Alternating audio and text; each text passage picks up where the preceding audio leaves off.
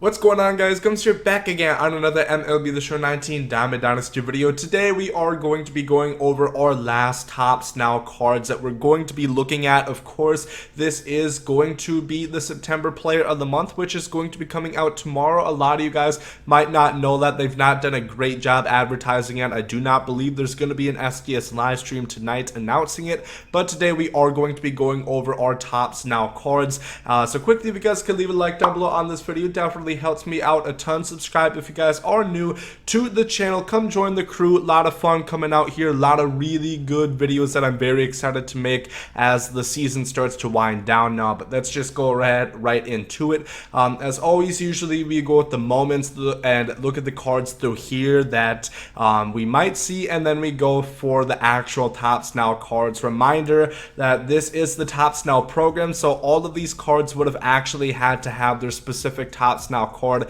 in order for it to even be a possibility. So some guys might have had a really good month, might have had a really good game, but they might not have had a Tops Now card, so they could knock it a flashback. The first one we're looking at is Kevon Biggio. I know he already has a Tops Now card. I do believe that is a gold. However, he did hit for the cycle, which for each and every single time somebody has hit for the cycle, I believe they've always gotten the card. With Jonathan VR, Shohei Ohtani, Jorge Polanco. So I would assume that would continue. Kevon Biggio, this is what they have his card looking like right here. Decent over defense, good speed at 76, really versatile, can play absolutely everywhere except for catcher or center field. And of course, he would be more of a righty platoon guy. This would legit be a pretty fun Battle Royale card, or just somebody for a lower level team to have on your bench, because he would have really good splits versus righties and pretty good vision at 86, can play pretty much anywhere. And at a left-handed batter, I think this Kevon Biggio could be really nice if they did go ahead and decide to make it. The next one we have is a Nate Lowe right here for my Tampa Bay Rays. Hit a walk-off homer against the Boston Red Sox. I do think, and I really hope this card is made, because that was a pretty big series. I do believe we swept the Red Sox right there, and obviously it led the Rays into needing each and every single game that we could get in order to make the wild card. And now we beat the A's and we're on to the ALDS, and I actually am surprisingly optimistic to go against the Astros. This is a first base card with power, but good vision as well, 92. A lefty bat, once again, it could be a nice little fun card to use, and definitely would have a spot on my all-time Rays/Twins team. On to the next one. We're talking about Bichette again. Is this going to happen? I don't really know. I don't think so, because if you guys have been following up on the finest voting, it looks pretty confident that we are going to be getting a finest Bichette, so I don't think they would make another 90 overall card of his. Would it be cool if they came out with it? Of course, because this is a good shortstop offensively, 70 speed, 85 plus power both ways, good vision, good contact, but I just don't know if they're going to make another Bichette. Here we have Pollock, who I believe this was a 3 home run game for the Los Angeles Dodgers, and I've always liked Pollock cards for their swing, not for their defense. 53 arm strength is absolutely abysmal to put at center field, and if you try to put him in left, if he kept that 70 fielding, he's going to drop down to bronze. But like I said, offensively they're cool usually, so this card would be pretty good still. 92 vision, 85 97 power. I do think this card is going to happen. It's just all the matter of how good is it going to be, because 3 home run game, if you're not following really what happens with the Tops Now program, they usually more so go for how good of a game, how good of a moment did you have, opposed to your overall. So it would be a cool card to see. I think we'll probably see it. Just depends on what the stats are going to look like. Michael Lorenzen is one that's definitely going to happen in my opinion, and it's going to be really fun. Michael Lorenzen, he got his card. He's the first player since Babe Ruth in 1921 to earn a win, to hit a home run, and play in the field all in the same game. So of course he was a pitcher turned more so a position player. I think that could be the other way around. But Michael Lorenzen, this card, even if it kept the stats just like this, 70 speed, 88 fielding, 88 arm, and then 75 power both ways, 72 vision. And additionally, if this card can pitch, maybe they are going to make it a pitcher with these same hitting stats, which could be really cool. But nonetheless, I think it would be an awesome card to have for Michael Lorenzen, for him to get a card. Next up, we're looking at Kyle Tucker, who I believe hit a walk-off home run for the Houston Astros. This was a Future Star card last year. He did get a 85 or so card. 93, 88 power, 84 vision with low fielding. Not really much else to say. 72 speed, I guess, is cool. It might happen for sure just because, walk-off home runs are usually bread and butter for Topps Now cards. So we're going to have to wait and see for that. And that is all the Topps Now moments. We only have 3 sets out right now, and a lot of these cards I pretty much put null and void, like a Jorge Soler.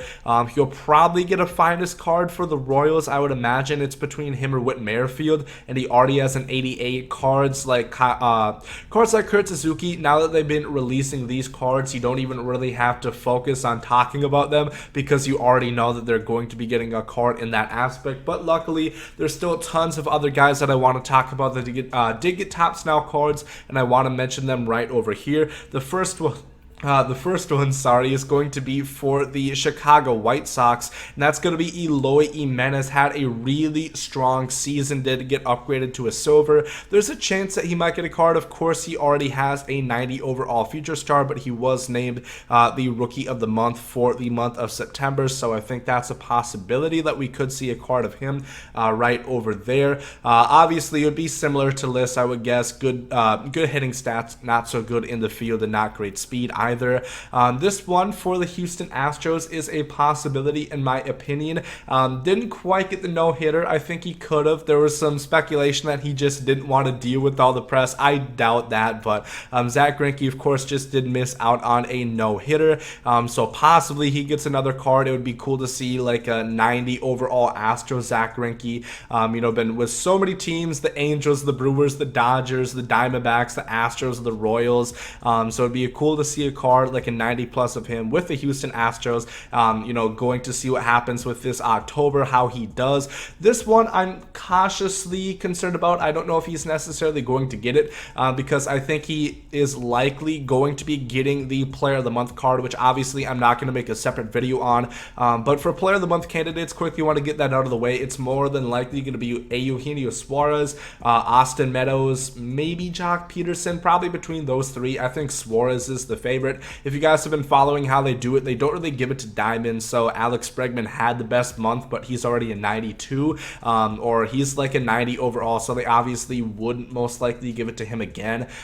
So Eugenio Suarez hit 10 home runs, had a really fantastic month. He was the Player of the Month of the National League in September, and in this moment, he hit his 49th home run, which is a National League record for a third baseman. So he's going to get a card in some way, damn it, and it's going to have tons of power, as does every other card, because everybody in the league hit for home runs, hit for power this year. This card has to happen. If this card does not happen, we are going on a riot, and that is going to be Ji-Man Choi right here.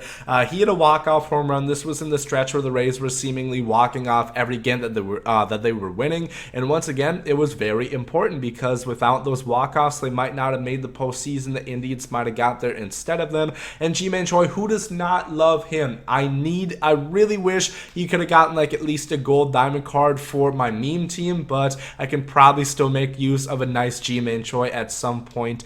So I would love to see that card happen. On to the next one, talking a little bit about American League West, talking about Matt Chapman, who did have a really good year. I think he ended with like 38 home runs on the season, and I would love to see a better card of him because you guys know I love defense, and having 70 speed, having about 90 arm, 99 fielding is just my cup of tea.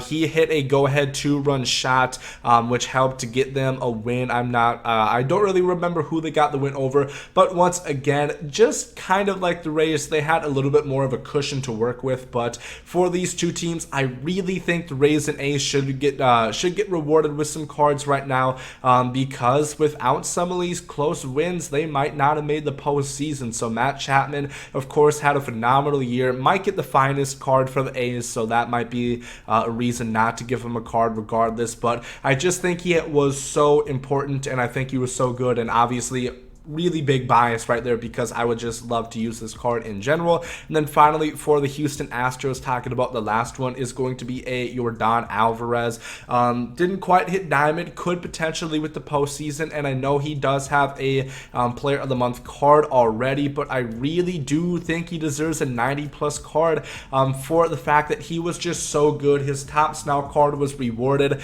because remember, he was a call-up. He did not start the season. I think he first got into the ring, into the mix in June, like the middle of June, and he set an Astros rookie home run record. This was a 2 home run game of his. I think he ended up with more than 30 home runs. Obviously going to be the American League Rookie of the Year. I would love to see like a 92 Yordan Alvarez card with just tons of power. I forget exactly how much power this one had, 99 and 104. I think it deserves to be even more. Yordan Alvarez really surprised a lot of people and was just phenomenal in his role with the Astros, helping them be, in my opinion, the favorite for the World Series, definitely in the American League. And I think the American League has more contenders than the National League, really just being the Dodgers as the big favorite, at least in my opinion. But this is the Topps Now cards that I think we should more or less expect what we're going to see. I think there is a great chance that we do get 1 or 2 of those Tampa Bay Rays that I was talking about. Michael Lorenzen is a really good shot. I do think that Eugenio Suarez is going to get a card nonetheless. One more guy that I didn't mention is Tim Anderson. I don't know if we're going to get a finest card of him. I think probably he's going to be who people vote for, but he led the major leagues in batting average, so I would love to see another card of him if that's a possibility. So that's another shot. But that is going to do it for this video. Let me know down below in the comment section which of these cards that we covered would you guys be most excited for Topps Finest. Also, let me know your September Player of the Month predictions, because like I said, I'm not going to make a separate video on that, and that will be out tomorrow at about 2:30 Eastern Time, 1:30 Central Time, so make sure to stick on the lookout for that. But if you guys did enjoy this one, make sure to leave a like down below. Hope you guys have a great day. There comes out. Yay! Love is love, and hate is hate. To die's an awesome adventure, and I can hardly wait. Earth is a prison, I need a great escape. You know I'm in my zone when I'm up in outer space. You know I'm in my zone when I'm up in outer space. You know I'm in my zone when I'm up in outer space. You know I'm in my zone. You know I'm in my zone. I took a bite of the glory.